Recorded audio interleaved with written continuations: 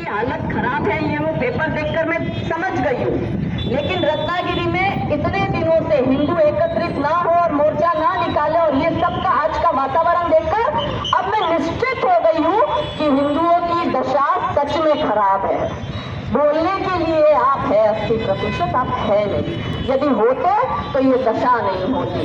ऐसा है कि वो जिहादी हमारे ही देश में रहकर अपना अवैध हक मांग रहा है। हिंदू खुद का जायज हक मांगने से डर रहा है। जो हिंदू का खुद का है वो मांगने के लिए हिंदू 500 वर्ष तक संघर्ष करता है, और 500 वर्ष के संघर्ष के बाद जब राम मंदिर का भव्य प्राण प्रतिष्ठा और राम लल्ला को पुनर्स्थापित किया जाता है तो इनका मौलाना साजिद क्या बोलता है? आम मौलाना नहीं है, ऑल इंडिया मौलाना एसोसिएशन का प्रेसिडेंट है। वो ये बोल रहा है कि तुम आज बना दो राम मंदिर, कल जब हमारी संख्या बढ़ेगी और हम सत्ता में आएंगे और हमारा कोई नेता प्रधानमंत्री बनेगा तो हम इसी राम मंदिर को तोड़कर इस पर फिर से अपना मस्जिद तैयार करेंगे। मौलाना साजिद का बाल भी बाका नहीं कर पाए, ये हेट स्पीच नहीं है, मगर काजल हिंदुस्तानी अगर बोलती है तो हेट स्पीच हो जाता है।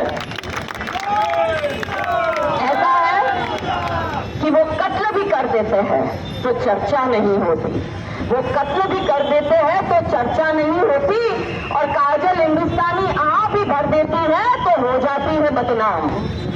लेकिन इनको मैं जवाब दे दूं कि ये जो रत्नागिरी की भूमि है, रानी लक्ष्मीबाई के माता पिता की ये भूमि है, और उसी माता पिता ने लक्ष्मीबाई जैसी वीरांगना को पैदा किया, और उसी भूमि पर जब आज हम यहाँ एकत्रित हुए हैं तो लोकमान्य बाल गंगाधर तिलक की ये भूमि, वीर सावरकर की ये पवित्र भूमि, क्रांतिकारियों की ये भूमि, और इस भूमि से आज समस्त हिंदू समाज संकल्प लेता है कि भारत को हिंदू राष्ट्र घोषित करके दिखाएंगे।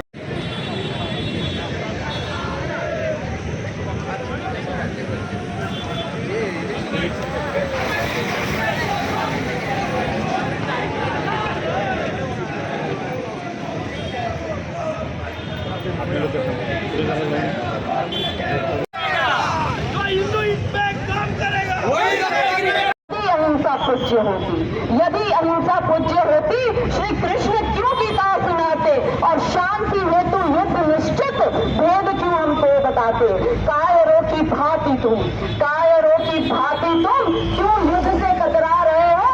चाहता बलिदान है रण और तुम घर को आ गए हो। सो रहे हैं जो अभी तक दर्द सारे जाग जाए, सो रहे हैं जो अभी तक दर्द सारे जाग जाए, अब उठो घोष करो कि सर्प सारे भाग जाए। ये समय संग्राम का है, ये समय संग्राम का है, तुम स्वयं से टकरा रहे हो। चाहता बलिदान है रण और तुम घर को आ गए हो।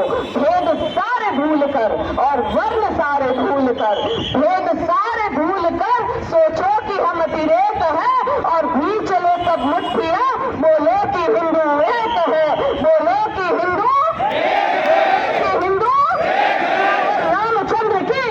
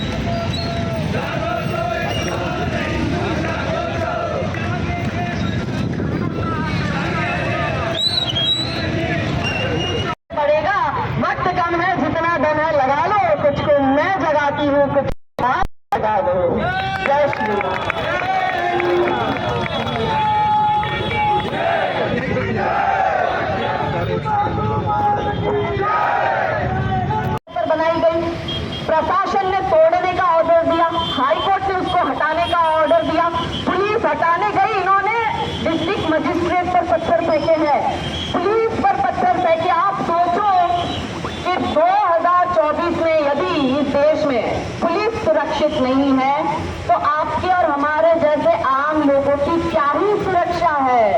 वो अवैध बना रहा है, अवैध हक मांग रहा है, मॉडर्न ऑपरेंडी बना दिया, फिर लड़ो, कोर्ट में केस करो, कोर्ट परमिशन देगी तो ये दूसरी जगह मांगेंगे। जैसे बाबरी को हिंदुओं को सौंप दिया गया, 66 एकड़ जगह हिंदू को मंदिर बनाने के लिए दे दी गई, पर 25 किलोमीटर दूर इनको 5 एकड़ जगह मिल गई।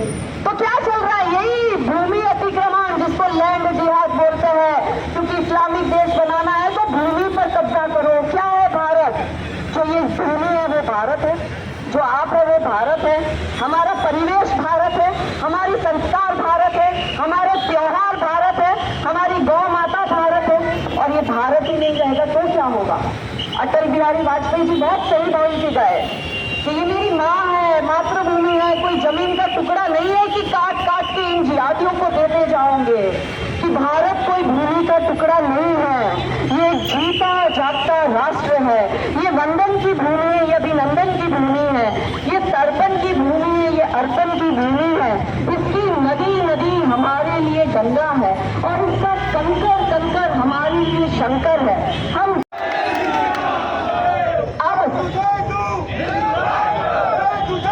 हिंदू राष्ट्र अब हमारे समक्ष महत्वपूर्ण चुनौतियां क्या है? लव जिहाद, भूमि अतिक्रमण, धर्मांतरण, ड्रग्स, ये सब हमारे समक्ष चुनौतियां है। भारत को इस्लामिक देश बनाने का षड्यंत्र चल रहा है और ये मैं नहीं बोल रही हूँ। अभी आपने देखा ना, थोड़े दिन पहले देवबंद ने क्या फतवा निकाला कि भारत को इस्लामिक देश बनाएंगे, भारत पर गजवाए हिंद करेंगे। आप देखो भाई, यहाँ पुलिस के बंधुए रिकॉर्ड भी हो रहा है, मैं बोल देती हूँ, ये मैं नहीं बोल रही हूँ, ये देवबंद का मौलाना बोला है। फिर कहेंगे काजल भड़का कर गई, जो वो बोला है वही मैं पब्लिक को बता रही हूँ। तो मौलाना देवबंद का ये बोला मदनी कि हम गजवाए हिंद करके रहेंगे। क्या है गजवाए हिंद का मतलब? भारत को इस्लामिक देश बनाना। कैसे बनाएंगे? लव जिहाद करो, भूमि अतिक्रमण करो, धर्मांतरण करो। ना बेटियां सुरक्षित है, ना हमारी जमीनें सुरक्षित है, ना गौ माता सुरक्षित है। लड़कों को और लड़कियों को ड्रग्स का नशा देकर उनका परिवार बर्बाद किया जा रहा है। कुछ जिहादी लड़कों को ट्रेनिंग देकर उनसे बताया जा रहा है कि हिंदू की लड़कियों को फंसाओ, तुम्हें इतना इतना इतना फायदा मिलेगा। हमारी भूमि पर अतिक्रमण किया जा रहा है। ये जो राम मंदिर का जो संघर्ष चला, क्या उसका नतीजा निकला? ये क्या करते हैं? प्लानिंग से कोई भी जगह पर 4 ईंट लगाकर, हरी चादर ओढ़ाकर उसको मजार बनाएंगे। धीरे धीरे वो दरगाह का स्वरूप लेगा, फिर हम सरकार इसको तोड़ने की बात करेगी तो ये सरकार पर पत्थरबाजी करेंगे, जो पुलिस जाते हैं उस पर पत्थरबाजी करेंगे। देखो, मैं तो हमारी जो यहाँ पुलिस उपस्थित है उनको तो दोनों हाथ जोड़ के नमन करती हूँ कि आज आप थे तो ही हम पर पत्थरबाजी नहीं हुई है। तो पुलिस के लिए तालियां बजाओ, क्योंकि हमारे साथ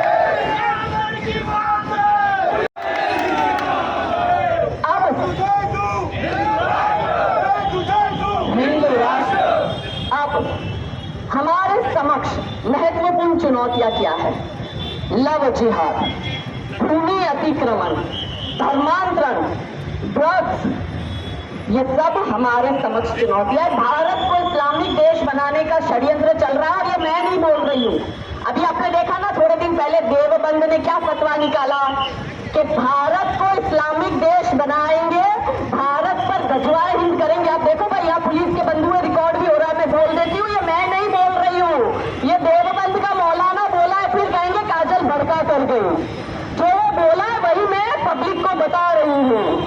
तो मौलाना देवबंद का ये बोला मदनी कि हम गजवाए हिंद करके रहेंगे। क्या है गजवाए हिंद का मतलब? भारत को इस्लामिक देश बनाना। कैसे बनाएंगे? लव जिहाद करो, भूमि अतिक्रमण करो, धर्मांतरण करो। ना बेटियां सुरक्षित है, ना हमारी जमीनें सुरक्षित है, ना गौ माता सुरक्षित है। लड़कों को और लड़कियों को ड्रग्स का नशा देकर उनका परिवार बर्बाद किया जा रहा है। कुछ जिहादी लड़कों को ट्रेनिंग देकर उनसे बताया जा रहा है कि हिंदू की लड़कियों को फंसाओ, तुम्हें इतना इतना इतना फायदा मिलेगा। हमारी भूमि पर अतिक्रमण किया जा रहा है। ये जो राम मंदिर का जो संघर्ष चला, क्या उसका नतीजा निकला? ये क्या करते हैं? प्लानिंग से मजार बनाएंगे, धीरे धीरे वो दरगाह का स्वरूप लेगा, फिर हम सरकार इसको तोड़ने की बात करेगी तो ये सरकार पर पत्थरबाजी करेंगे, जो पुलिस जाते हैं उस पर पत्थरबाजी करेंगे। देखो मैं तो हमारी जो यहाँ पुलिस उपस्थित है उनको तो दोनों हाथ जोड़ के नमन करती हूँ कि आज आप थे तो ही हम पर पत्थरबाजी नहीं हुई है, तो पुलिस के लिए तालियां बजाओ, क्योंकि हमारे साथ आज आपण पुन्हा माननीय कलेक्टर साहेबांना निवेदन दिलेलं आहे। त्या निवेदनावरती आपण तिथे कलेक्टर साहेबांची चर्चा केलेली आहे आणि मला अपेक्षा आहे की आपण निवेदन दिल्याच्यानंतर ते उचित कारवाई करतील। कसं आहे, कॉन्क्रीट डिसिजन येण्यापर्यंत आपल्याला काही वेळ द्यायला लागतो आणि तो आपण वेळ दिलेला। आमची फार खंत आहे की 2016 सालीपासून अनधिकृतपणे जे बांधकाम टिळक वाचनालयाच्या इथे जे आहे त्याच्यावरती कारवाई होत नव्हती। आजपर्यंत ह्या प्रशासनाने आपल्याला गृहीत धरलेलं होतं, मात्र हा सकल हिंदू समाज याच्यावरती जर कारवाई होत नसेल तर आम्ही माननीय कलेक्टर साहेबांना आता देखील सांगितलेलं आहे की ह्याच्यावरती जर योग्य त्यांनी उचित कारवाई न वेळेत केल्यास ह्याच्यापेक्षा तीव्र आंदोलन आपण छेडू। ही आपली इथं सुरुवात आहे, रत्नागिरी तालुक्यातून आपण सुरुवात केलेली आहे आणि रत्नागिरी जिल्ह्यामध्ये जिथे जिथे अनधिकृत बांधकामं असतील त्याच्यावरती कारवाई करण्यासाठी आदेश प्रशासन देखील ते आपले सहकार्य करू। आणि आपल्या देखील मी समस्त जनतेला आवाहन करतो की अशा प्रकारची अनधिकृत बांधकामं जर कुठे असतील तर सकल हिंदू समाजाचे जे प्रतिनिधी आहेत त्यांच्या निदर्शनास आणून द्यावे आणि ही मी त्यांना विनंती करतो। दुसरा विषय बांधवांनो असा आहे की वक्फ बोर्ड कार्यालय आज रत्नागिरीमध्ये आलं आहे। माझं म्हणणं असं, आपण सगळेजण बघत असाल की केंद्र सरकारने महाराष्ट्र राज्याचे मुख्यमंत्री देखील ह्या कायद्याला विरोध करत आहेत आणि असं असताना देखील रत्नागिरीमध्ये उपविभागीय कार्यालय जे रत्नागिरीमध्ये आलेलं आहे याचा आम्ही जाहीर निषेध करतो इथे या मोर्चाच्या माध्यमातून। कारण कसं आहे की 8 लाख एकर जमीन जी आहे की वक्फ बोर्डाच्या ह्याच्यामध्ये आहे, भारतातली देशामध्ये तिसऱ्या नंबरला ती जमीन आहे आणि अशा प्रकारचं उपविभागीय वक्फ बोर्ड कार्यालय जर रत्नागिरीमध्ये येत असेल तर हिंदूंच्या मनामध्ये कुठेतरी भीती वाटणं साहजिक आहे ना, की आपल्या हिंदूंच्या जमिनी या गिळंकृत करतील आणि आम्ही आपले मूळ भूमिपुत्र जे आहेत ते इथे कुठे जाणार ना आपल्याला। म्हणून आमच्या मनात ही भीती आहे आणि म्हणूनच आम्ही वक्फ बोर्ड कार्यालयाला देखील सरकार जसं काय करतंय त्या सरकारला आपण आज कुठेतरी सहकार्य करतोय की वक्फ बोर्ड कार्यालय आपल्या इथनं हटलं पाहिजे आणि त्याला विरोध झाला पाहिजे। आता काही दिवसापूर्वी आपण पत्रकार बंधू बघितलं असाल की 33 लाख रुपयाच्या निविदा देखील काढलेल्या आहेत आणि कुवारबाच्या सार्वजनिक बांधकाम विभाग जे आहे तिथे कार्यालयाचं बांधकाम चालू आहे, आंबेडकर भवन सॉरी।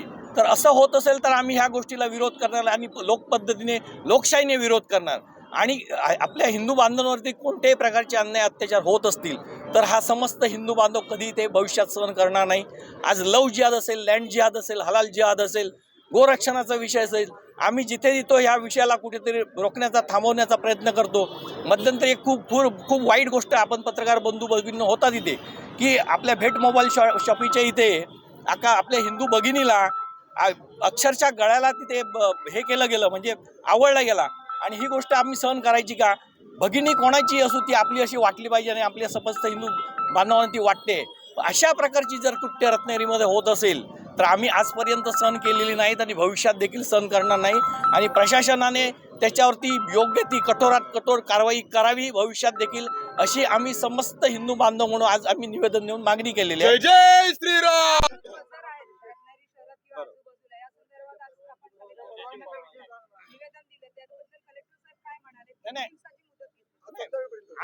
आज आपल्याला माननीय कलेक्टर साहेब, कसं आहे की 2016 सालापासूनचा विषय 2024 सालापासून असं नाही की आम्ही निवेदन दिलेलं नाही, परंतु सकल हिंदू समाजाला आजपर्यंत गृहीत धरलं गेलं, हे कुठेतरी चुकीचं आहे। आज आमच्या निवेदनाची दखल आज 10 दिवसापूर्वी त्याची घेतली गेली। आज आम्ही कलेक्टर साहेबांना सांगितलं आणि कलेक्टर साहेबांनी आज संध्याकाळपर्यंत आपल्याला किती वेळ लागेल, कारण एक कॉन्क्रीट डिसिजन आणण्यापर्यंत आम्ही सुद्धा प्रशासनाला सहकार्य नेहमीच केलेलं आहे आणि प्रशासनाला सहकार्य करायचं आहे, म्हणूनच त्यांनी आज संध्याकाळपर्यंत आपल्याला ती मुदत देतील आणि त्याप्रमाणे ते कारवाई